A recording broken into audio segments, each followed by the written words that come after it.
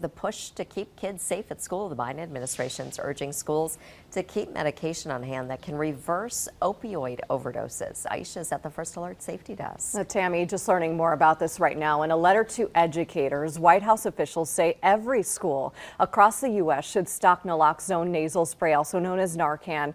Grade schools don't necessarily have it on hand, but some colleges have it. They even have some fentanyl test strips.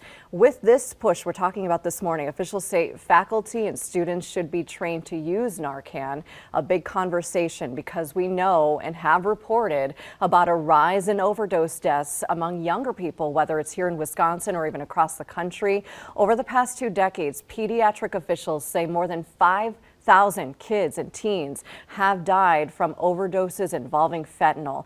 More than half of those happened during the first 2 years of the COVID pandemic. We've also reported how the FDA approved Narcan for over-the-counter use earlier this year. It's already in stores. The manufacturer is lowering the drug's cost to make it more accessible to community groups, even local governments. Narcan works by blocking the effects of opioids on the brain and helping someone breathe again. It does have to be given at the first sign of an overdose in order to be effective. Of course, we'll follow along with this push to stock schools with Narcan and bring you First Alert updates.